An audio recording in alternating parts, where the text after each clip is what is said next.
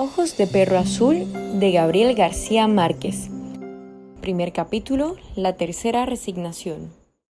Allí estaba otra vez ese ruido, aquel ruido frío, cortante, vertical, que ya tanto conocía, pero que ahora se le presentaba agudo y doloroso, como si de un día a otro se hubiera desacostumbrado a él. Le giraba dentro del cráneo vacío, sordo y punzante. Un panal se había levantado en las 4 paredes de su calavera. Se agrandaba cada vez más en espirales sucesivas y le golpeaba por dentro, haciendo vibrar su tallo de vértebras con una vibración destemplada, desentonada, con el ritmo seguro de su cuerpo. Algo se había desadaptado en su estructura material de hombre firme, algo que las otras veces había funcionado normalmente y que ahora le estaba martillando la cabeza por dentro con un golpe seco y duro dado por unos huesos de mano desencarnada, esquelética, y le hacía recordar todas las sensaciones amargas de la vida. Tuvo el impulso animal de cerrar los puños y apretarse la sien brotada de arterias azules, moradas, con la firme presión de su dolor desesperado. Hubiera querido localizar entre las palmas de sus 2 manos sensitivas el ruido que le estaba taladrando el momento con su aguda punta de diamante. Un gesto de gato doméstico contrajo sus músculos cuando lo imaginó perseguido por los rincones atormentados de su cabeza caliente, desgarrada por la fiebre. Ya iba a alcanzarlo. No, el ruido tenía la piel resbaladiza, intangible casi. Pero él estaba dispuesto a alcanzarlo con su estrategia bien aprendida y apretarlo larga y definitivamente con toda la fuerza de su desesperación. No permitiría que penetrara otra vez por su oído, que saliera por su boca, por cada uno de sus poros o por sus ojos que se desorbitarían a su paso y se quedarían ciegos mirando la huida del ruido desde el fondo de su desgarrada oscuridad. No permitiría que le estrujara más sus cristales molidos, sus estrellas de hielo, contra las paredes interiores del cráneo. Así era el ruido aquel, interminable como el galopear de la cabeza de un niño contra un muro de concreto, como todos los golpes duros dados contra las cosas firmes de la naturaleza. Pero ya no le atormentaría más si pudiera acercarlo, aislarlo, ir cortando contra su propia sombra la figura variable y agarrarlo, apretarlo ahora sí definitivamente, arrojarlo con todas sus fuerzas contra el pavimento y pisotearlo con ferocidad hasta cuando ya no pudiera moverse verdaderamente, hasta cuando pudiera decir jadeante que había dado muerte al ruido de que la atormentaba, que lo enloquecía y que ahora estaba tirado en el suelo como cualquier cosa común convertido en un muerto integral. Pero le era imposible apretarse las sienes. Sus brazos se habían reducido y eran ahora los brazos de un enano, unos brazos pequeños, regordetes, adiposos. Trató de sacudir la cabeza, la sacudió. El ruido apareció entonces con mayor fuerza dentro del cráneo, que se había endurecido, agrandando y que se sentía atraído con mayor fuerza por la gravedad. Estaba pesado y duro aquel ruido, tan pesado y duro que de haberlo alcanzado y destruido habría tenido la impresión de estar desahogando una flor de plomo. Había sentido ese ruido las otras veces, con la misma insistencia. Lo había sentido, por ejemplo, el día en que murió por primera vez, cuando ante la vista de un cadáver se dio cuenta de que era su propio cadáver. Lo miró y se palpó. Se sintió intangible, inespacial, inexistente. Él era verdaderamente un cadáver y estaba sintiendo ya sobre su cuerpo joven y enfermizo el tránsito de la muerte. La atmósfera se había endurecido en toda la casa como si hubiera sido rellena de cemento, y en medio de aquel bloque en el que había dejado los objetos como cuando era una atmósfera de aire, estaba él, cuidadosamente colocado dentro del ataúd, de un cemento duro pero transparente. Aquella vez, en su cabeza estaba también ese ruido. Qué lejanas y qué frías Sentía las plantas de sus pies, allá, en el otro extremo del ataúd, donde habían puesto una almohada, porque la caja le quedaría aún demasiado grande, y hubo que ajustarlo, adaptar el cuerpo muerto a su nuevo y último vestido. Lo cubrieron de blanco, y alrededor de su mandíbula apretaron un pañuelo. Se sintió bello envuelto en su mortaja, mortalmente bello. Estaba en su ataúd, listo a ser enterrado, y sin embargo, él sabía que no estaba muerto, que si hubiera tratado de levantarse, lo hubiera hecho con toda facilidad, al menos espiritualmente. Pero no valía la pena. Era mejor dejarse morir allí, morirse de muerte, que era su enfermedad. Hacía tiempo que el médico había dicho a su madre secamente: «Señora, su niño tiene una enfermedad grave. Está muerto». Sin embargo, prosiguió: «Haremos todo lo posible por conservarle a la vida más allá de su muerte. Lograremos que continúen sus funciones orgánicas por un complejo sistema de autonutriones. Solo variarán las funciones motrices, los movimientos espontáneos.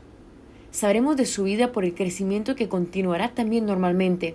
Es simplemente una muerte viva, una real y verdadera muerte». Recordaba las palabras, pero confundidas. Tal vez no las oyó nunca, y fue creación de su cerebro cuando subía la temperatura en las crisis de la fiebre tifoidea, cuando se sumergía en el delirio, cuando leía la historia de los faraones embalsamados. Al subir la fiebre, él mismo se sentía protagonista de ella. Allí había empezado una especie de vacío en su vida. Desde entonces no podía distinguir, recordar cuáles acontecimientos eran parte de su delirio y cuáles de su vida real. Por lo tanto, ahora dudaba. Tal vez el médico nunca habló de esa extraña muerte viva. Es ilógica, paradojal, sencillamente contradictoria, y eso lo hacía sospechar ahora que efectivamente estaba muerto de verdad. ¿Qué hacía 18 años que lo estaba? Desde entonces, en el tiempo de su muerte, tenía 7 años. Su madre le mandó a hacer un ataúd pequeño, de madera verde, un ataúd para un niño, pero el médico ordenó que le hicieran una caja más grande, una caja para un adulto normal, pues aquella pequeña podría atrofiar el crecimiento y llegaría a ser un muerto deforme o un vivo anormal. O la detención del crecimiento impediría darse cuenta de la mejoría. En vista de aquella advertencia, su madre le construyó un ataúd grande para un cadáver adulto y le colocó 3 almohadas a los pies, con el fin de ajustarlo. Pronto empezó a crecer dentro de la caja, de tal manera que cada año podían sacarle un poco de lana a la almohada extrema para darle margen al crecimiento. Había pasado así media vida, 18 años. Ahora tenía 25 y había llegado a su estatura definitiva, normal. El carpintero y el médico se equivocaron en el cálculo e hicieron el ataúd medio metro más grande. Supusieron que él tendría la estatura de su padre, que era un gigante semibárbaro, pero no fue así. Lo único que de él heredó fue la barba poblada, una barba azul, espesa, que su madre acostumbraba a arreglar para verlo decentemente dentro de su ataúd. Esa barba le molestaba terriblemente en los días de calor, pero había algo que le preocupaba más que ese ruido. Eran los ratones. Precisamente cuando niño, nada había en el mundo que le preocupara más, que le produjera más terror que los ratones. Y eran precisamente esos animales asquerosos los que habían acudido al olor de las bujías que ardían en sus pies. Ya habían roído sus ropas y sabía que era muy pronto con el que empezarían a roerlo a él, a comerse su cuerpo. Un día pudo verlos. Eran 5 ratones lucios, resbaladizos, que subían a la caja por la pata de la mesa y lo estaban devorando. Cuando su madre lo advirtiera, no quedaría ya de él sino los escombros, los huesos duros y fríos. Lo que más horror le producía no era exactamente que se lo comieran los ratones. Al fin y al cabo, podría seguir viviendo con su esqueleto. Lo que lo atormentaba era el terror innato que sentía hacia esos animalitos.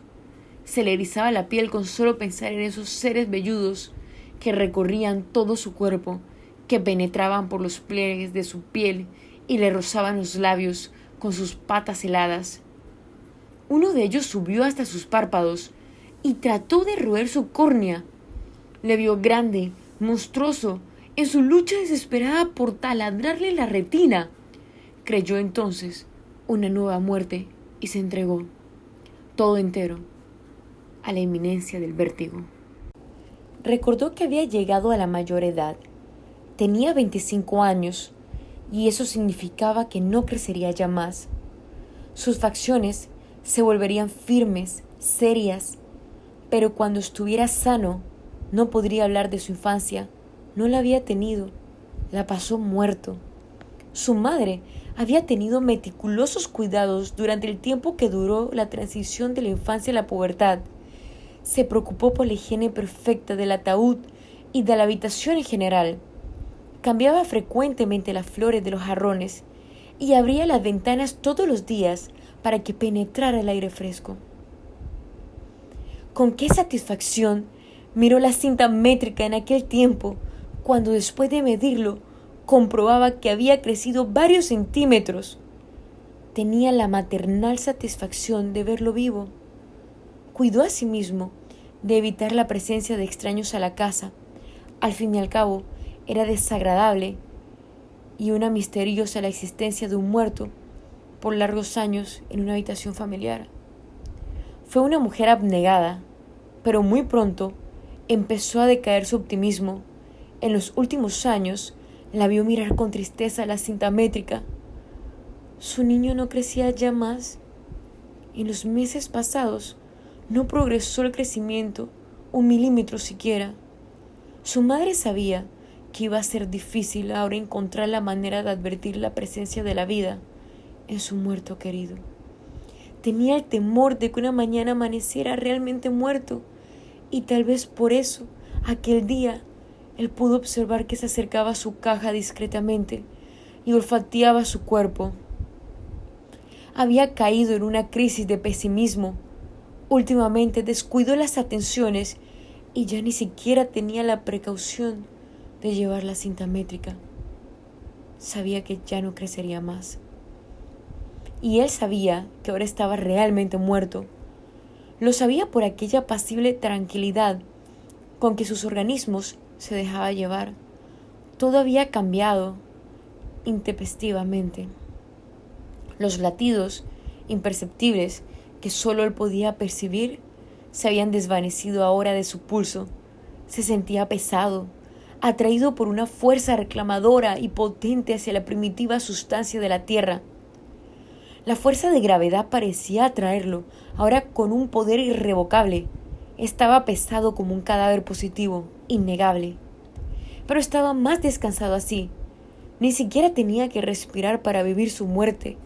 Imaginariamente, sin tocarse, recorrió uno a uno cada uno de sus miembros. Allí, sobre una almohada dura, estaba su cabeza levemente vuelta hacia la izquierda. Imaginó su boca entreabierta por la delgada orilla de frío que le llenaba la garganta de granizo. Estaba tronchado como un árbol de 25 años. Quizá trató de cerrar la boca. El pañuelo que había apretado a su quijada estaba flojo. No pudo colocarse, componerse, tomar una pose siquiera para parecer un muerto decente. Ya los músculos, los miembros, no acudían como antes, puntuales al llamado de su sistema nervioso. Ya no era el de 18 años atrás, un niño normal que podía moverse a gusto. Sintió sus brazos caídos, tumbados para siempre, apretados contra las paredes acoginadas del ataúd, su vientre duro como una corteza de nogal, y más allá las piernas íntegras, exactas, completamente, con su perfecta anatomía de adulto.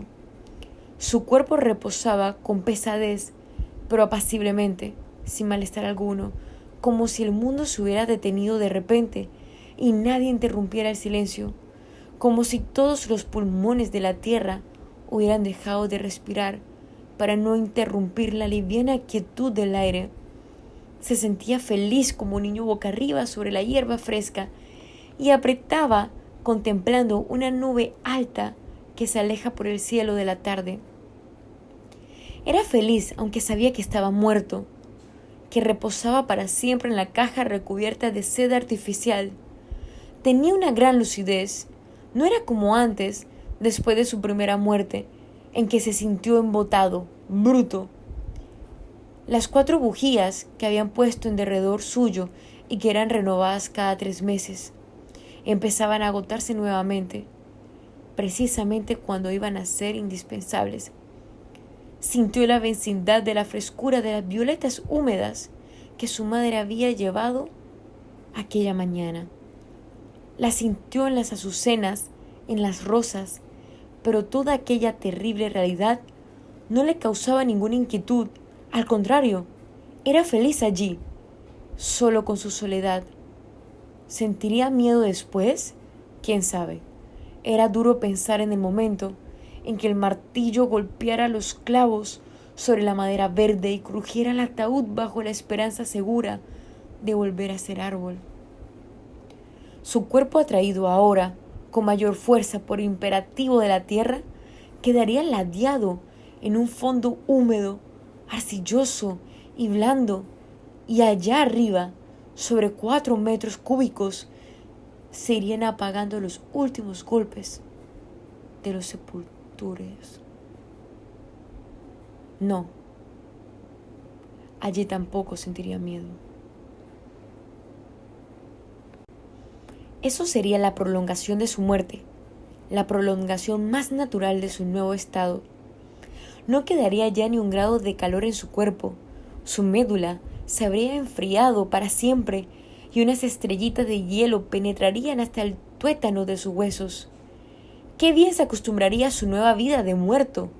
Un día, sin embargo, sentirá que se derrumba su armadura sólida y cuando trate de citar, de repasar cada uno de sus miembros, no los encontrará.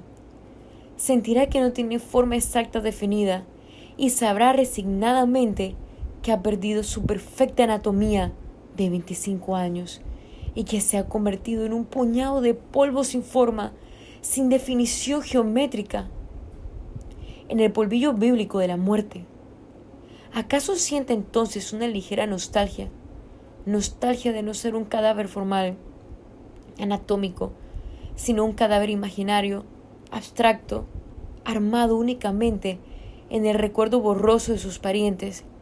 Sabrá entonces que va a subir por los vasos capilares de un manso y a despertarse mordido por el hambre de un niño en una mañana otoñal. Sabrá entonces, y eso sí le entristecería, que ha perdido su unidad, que ya no es siquiera un muerto ordinario, un cadáver común. La última noche la había pasado feliz, en la solitaria compañía de su propio cadáver, pero al nuevo día, al penetrar los primeros rayos de sol tibio por la ventana abierta, sintió que su piel se había reblandecido. Observó un momento, quieto, rígido. Dejó que el aire corriera sobre su cuerpo. No pudo dudarlo. Allí estaba el olor. Durante la noche, la cadaverina había empezado a hacer sus efectos. Su organismo había empezado a descomponerse, a pudrirse, como el cuerpo de todos los muertos, y el olor era indudablemente un olor inconfundible a carne manida, que desaparecía y reaparecía, después más penetrante. Su cuerpo se había descompuesto con el calor de la noche anterior. Sí, se estaba pudriendo. Dentro de pocas horas vendría su madre a cambiar las flores y desde el umbral la azotaría el tufo de la carne descompuesta. Entonces, sí los llevarían a dormir su segunda muerte entre los otros muertos. Pero de pronto, el miedo le dio una puñalada por la espalda. ¡El miedo! ¡Qué palabra tan honda, tan significativa! Ahora tenía miedo, un miedo físico, verdadero. ¿A qué se debía? Él lo comprendía perfectamente y se le estremecía la carne. Probablemente no estaba muerto. Lo habían metido allí, en esa caja que ahora sentía perfectamente blanda, acolchonada, terriblemente cómoda. Y el fantasma del miedo le abrió la ventana de la realidad. ¡Lo iban a enterrar vivo! No podía estar muerto, porque se daba cuenta exacta de todo, de la vida que giraba en torno suyo, murmurante, del olor tibio de los heliotropos que penetraba por la ventana abierta y se confundía con el otro olor. Se daba perfecta cuenta del lento caer del agua en el estanque, del grillo que se había quedado en el rincón y seguía cantando creyendo que aún duraba la madrugada. Todo le negaba su muerte, todo menos el olor, pero ¿cómo podía saber que ese olor era suyo? Tal vez su madre había olvidado el día anterior cambiar el agua de los jarrones y los tallos estaban podriéndose, o tal vez el ratón que el gato había arrastrado hasta su pieza se descompuso con el calor. No, el olor no podía ser de su cuerpo. Hacía unos momentos estaba feliz con su muerte, porque creía estar muerto, porque un muerto puede ser feliz con su situación irremediable, pero un vivo no puede resignarse a ser enterrado vivo. Sin embargo, sus miembros no respondían a su llamado, no podía expresarse, y era eso lo que le causaba terror, el mayor terror de su vida y de la caja. Lo enterrarían vivo. Podía sentir, darse cuenta del momento en que clavarían en la caja. Sentiría el vacío del cuerpo suspendido en hombros de los amigos, mientras su angustia y su desesperación se irían agrandando a cada paso de la procesión. Inútilmente tratará de levantarse, de llamar con todas sus fuerzas desfallecidas, de golpear por dentro del ataúd oscuro y estrecho para que supieran que aún vivía, que iban a enterrarlo vivo. Sería inútil. Allí tampoco responderían sus miembros al urgente y último llamado de su sistema nervioso. Oyó ruidos en la pieza contigua. ¿Estaría dormido? ¿Habría sido una pesadilla toda esa vida de muerto? Pero el ruido de la vajilla no continuó. Se puso triste y quizá tuvo disgusto por ello. Hubiera querido que toda la vajilla de la tierra se quebraran de un solo golpe, allí a su lado, para despertar por una causa exterior, ya que su voluntad había fracasado. Pero no era un sueño. Estaba seguro de que haber sido un sueño no habría fallado el último intento de volver a la realidad. Él no despertaría ya más. Sentía la blandura del ataúd y el olor había vuelto ahora con mayor fuerza, con tanta fuerza que ya dudaba de que era su propio olor. Hubiera querido ver allí a sus parientes antes de que comenzara a deshacerse y el espectáculo de la carne putrefacta les produjera asco. Los vecinos huirían espantados del féretro con un pañuelo en la boca. Escupirían. No, eso no. Era mejor que lo enterraran. Era preferible salir de eso cuanto antes. Él mismo quería ahora deshacerse de su propio cadáver. Ahora sabía que estaba verdaderamente muerto, o al menos inapreciablemente vivo. Daba lo mismo. De todos modos, persistía el olor. Resignado oiría las últimas oraciones, los últimos latinajos mal respondidos por los acólitos. El frío lleno de polvo y de huesos del cementerio penetrará hasta sus huesos y tal vez disipe un poco ese olor.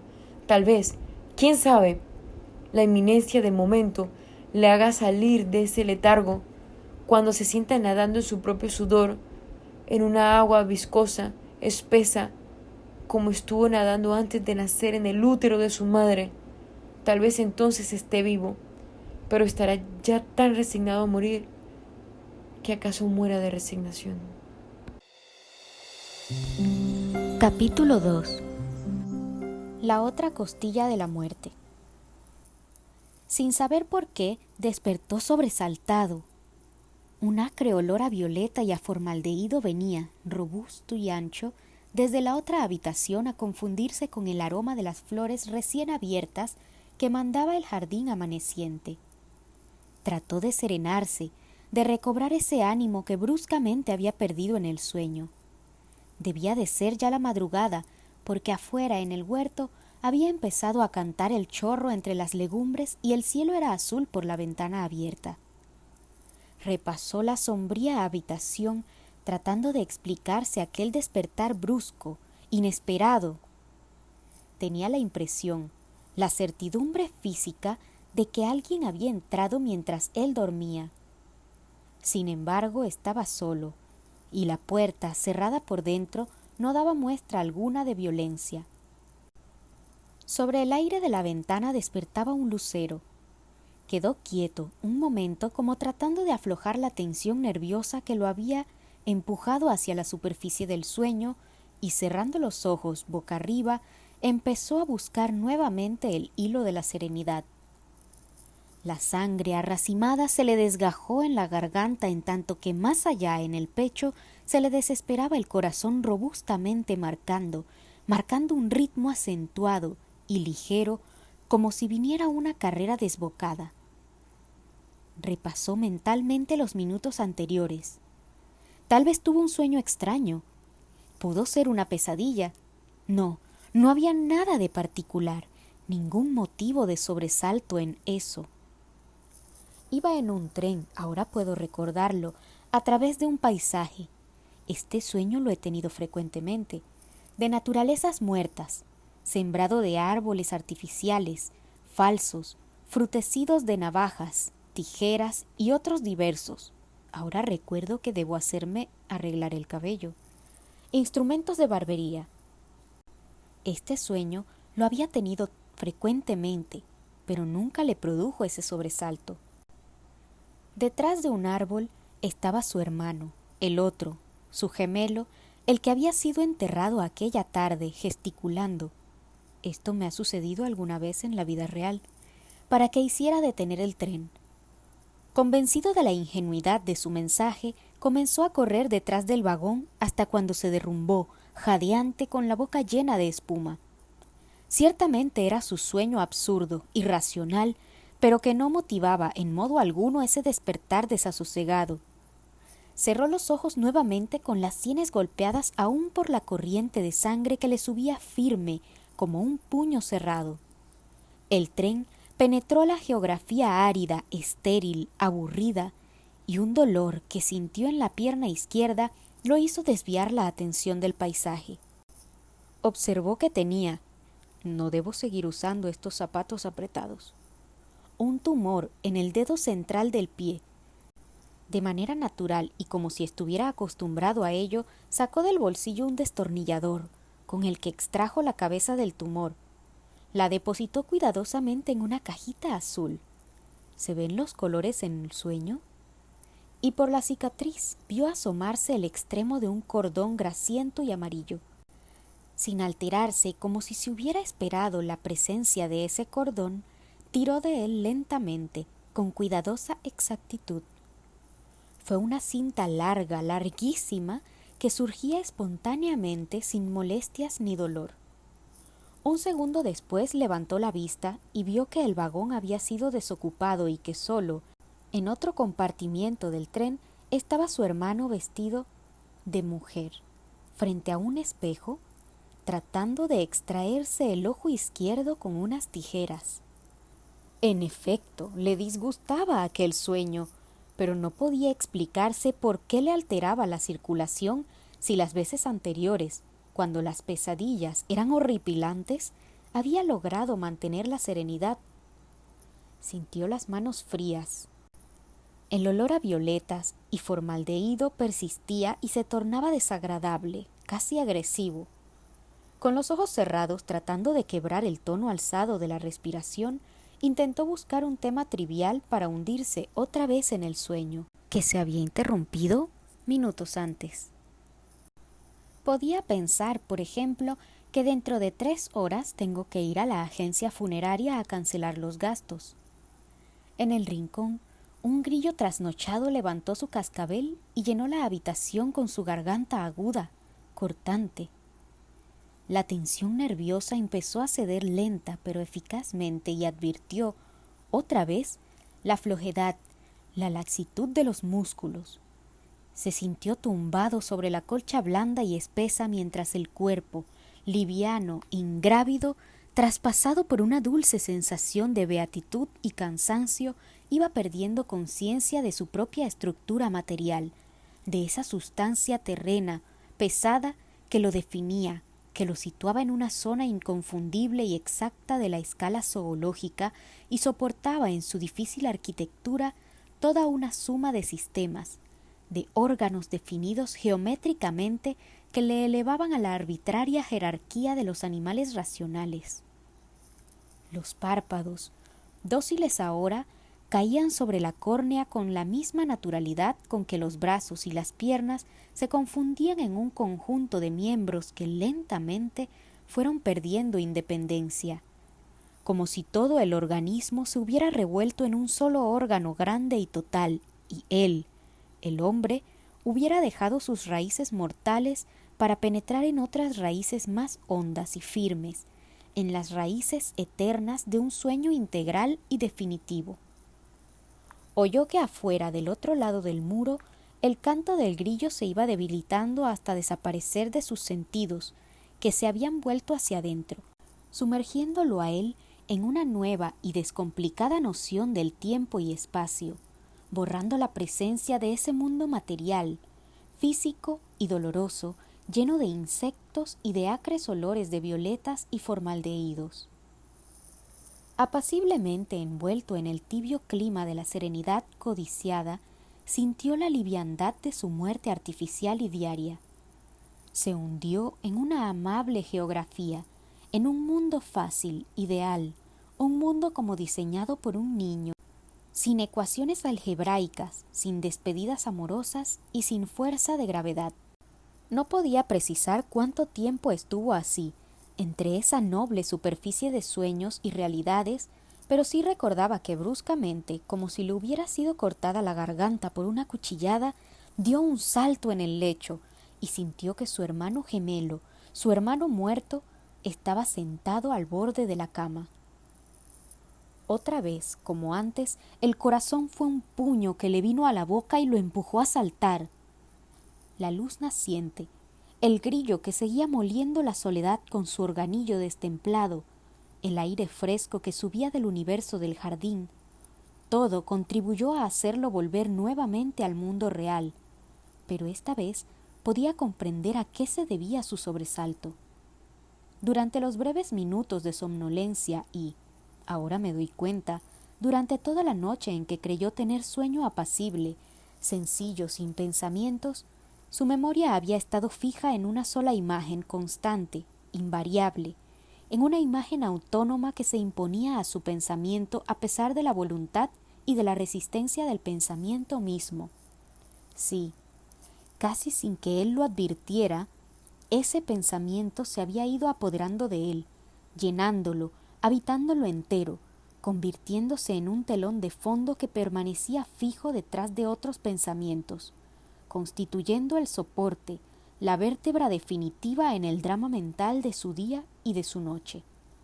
La idea del cadáver de su hermano gemelo se le había clavado en todo el centro de la vida, y ahora, cuando ya lo había dejado allá, en su parcela de tierra, con los párpados estremecidos de lluvia, ahora tenía miedo de él.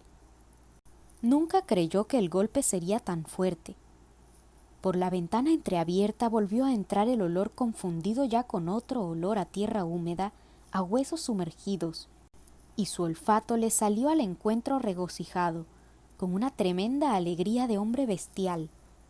Habían pasado ya muchas horas desde el momento en que lo vio retorcerse como un perro malherido debajo de las sábanas, aullando, mordiendo ese grito último que le llenaba la garganta de sal, tratando de romper con las uñas el dolor que se le trepaba por la espalda hasta las raíces del tumor.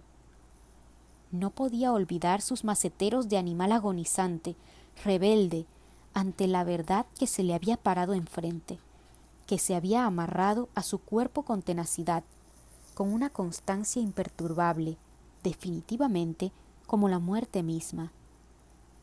Él lo vio como en los últimos momentos de su agonía bárbara, cuando se rompió las uñas contra la pared, rasguñando ese último pedazo de vida que se le iba por entre los dedos, que se le desangraba, mientras la gangrena se le metía por el costado como una mujer implacable. Después lo vio tumbarse sobre el lecho revuelto con un mínimo de cansancio resignado, sudoroso, cuando los dientes llenos de espuma le tiraron al mundo una sonrisa horrible, monstruosa, y la muerte empezó a correrle por los huesos como un río de cenizas. Fue entonces cuando pensé en el tumor que había dejado de dolerle en el vientre. Lo imaginé redondo. Ahora sintió él la misma sensación. Hinchado como un sol interior, insoportable como un insecto amarillo que alargaba sus filamentos viciosos hasta el fondo de los intestinos. Sintió que las vísceras se le desajustaron como ante la inminencia de una necesidad fisiológica. Tal vez yo tenga alguna vez un tumor como el suyo. Al principio será una esfera pequeña pero creciente que se irá ramificando, agrandándose dentro de mi vientre como un feto. Probablemente lo sienta cuando empiece a moverse, a desplazarse hacia adentro con una furia de niño sonámbulo transitando por mis intestinos. Ciego, se llevó las manos al estómago para contener el dolor agudo. Con las manos ansiosas tendidas hacia la sombra, buscando la matriz tibia, el útero hospitalario que no ha de encontrar nunca. En tanto que sus 100 patas de animal fantástico se irán enredando en un largo y amarillo cordón umbilical.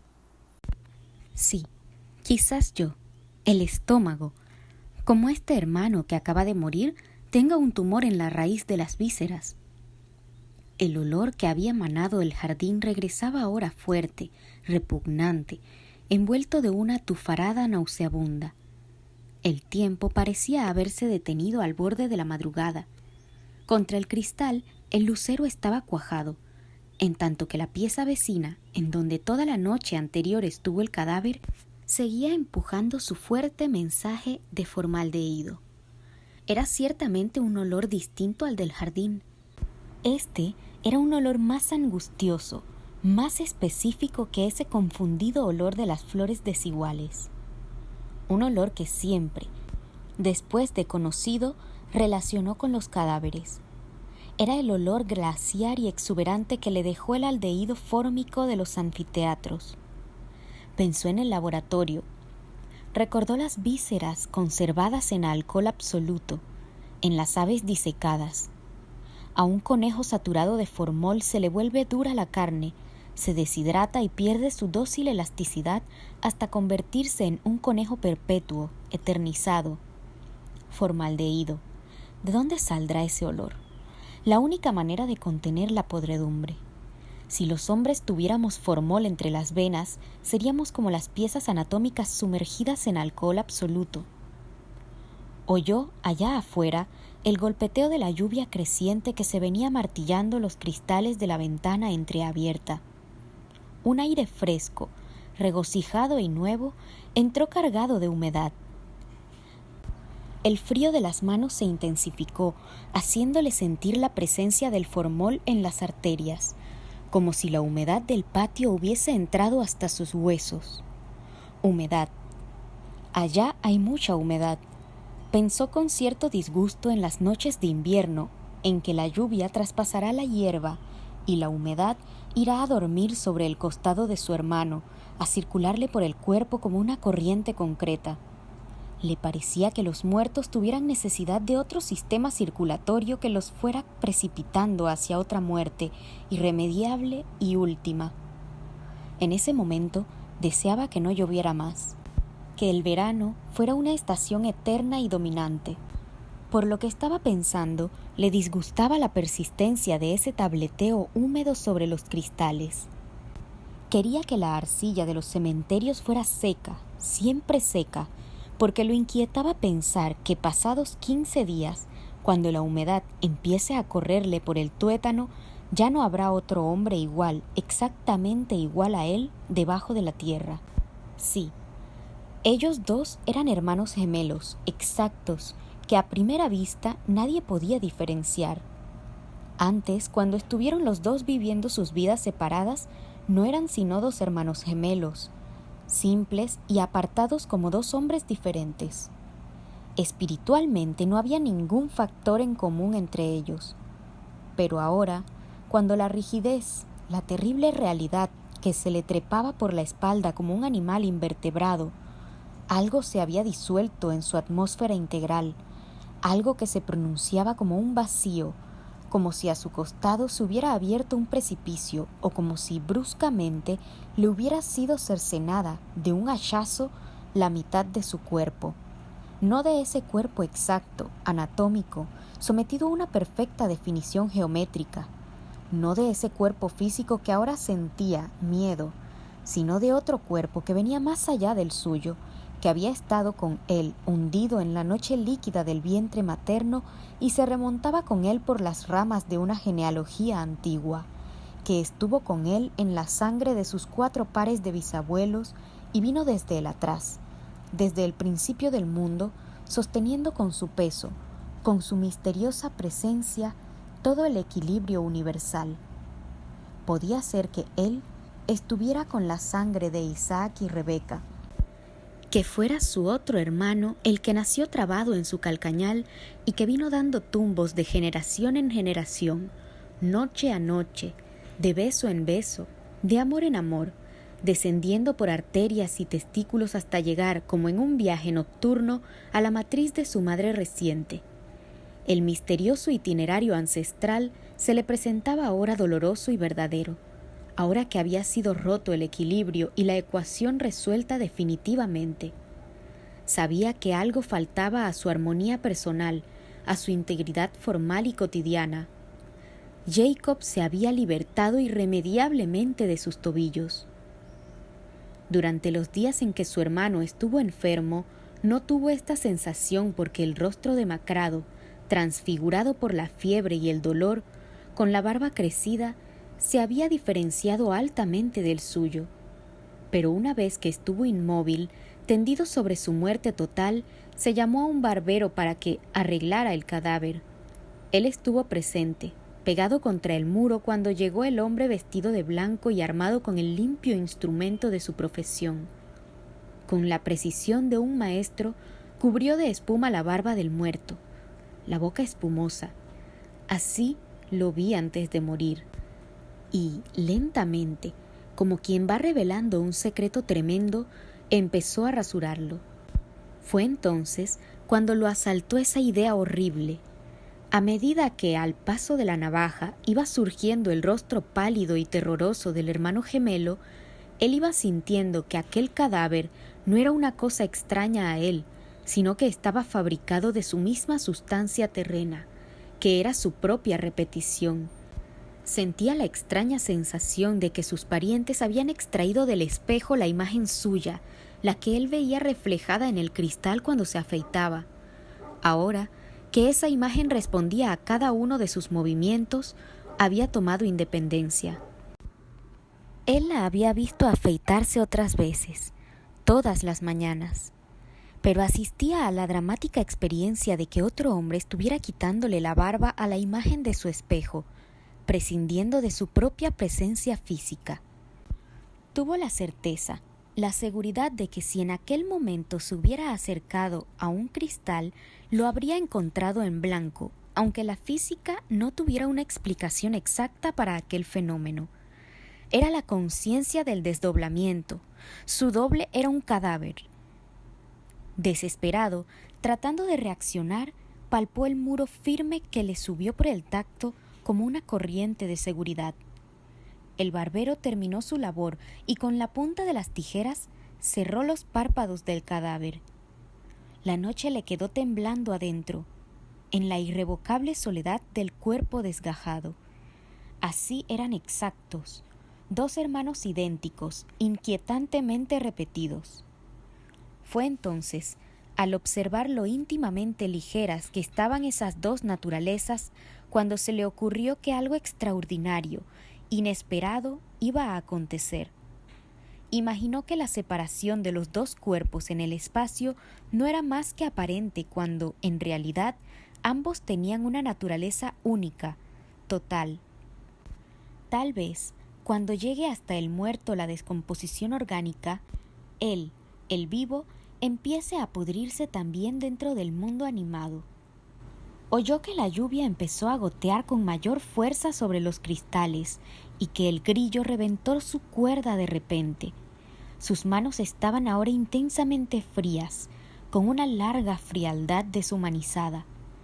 El olor a formaldehído acentuado le hizo pensar en la posibilidad de traerse a la podredumbre que le estaba comunicando su hermano gemelo desde allá, desde su helado hueco de tierra.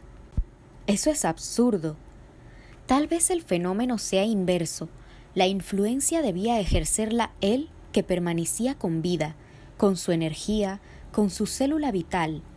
Quizá, en este plano, tanto él como su hermano permanezcan intactos, sosteniendo un equilibrio entre la vida y la muerte para defenderse de la putrefacción. Pero ¿quién podía asegurarlo? ¿No era posible asimismo que el hermano sepultado continuara incorruptible en tanto que la podredumbre invadía al vivo con sus pulpos azules? Pensó que la última hipótesis era la más probable y se resignó a esperar la llegada de la hora tremenda.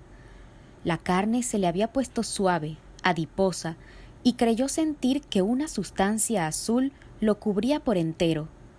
Olfateó hacia abajo la llegada de sus propios olores corporales, pero solo el formol de la pieza vecina le agitó las membranas olfativas con un estremecimiento helado, inconfundible. Nada le preocupó después. En su rincón, el grillo trató de reiniciar la cantilena mientras una gota gruesa y exacta empezó a colarse por el cielo raso en todo el centro de la habitación. La oyó caer sin sorpresa, porque sabía que en ese sitio la madera estaba envejecida, pero se imaginó aquella gota formada por una agua fresca, buena y amiga que venía del cielo, de una vida mejor, más ancha y menos llena de fenómenos idiotas como el amor o como la digestión y la gemelidad. Tal vez esa gota iba a llenar la habitación dentro de 1 hora o dentro de 1000 años y a disolver esa armadura mortal, esa sustancia vana que tal vez, ¿por qué no?, dentro de breves instantes no sería ya sino una pastosa mezcla de albumina y de suero. Ahora todo era igual. Entre él y su tumba solo se interponía su propia muerte. Resignado oyó la gota, gruesa, pesada, exacta, que golpeaba en el otro mundo, en el mundo equivocado y absurdo de los animales racionales.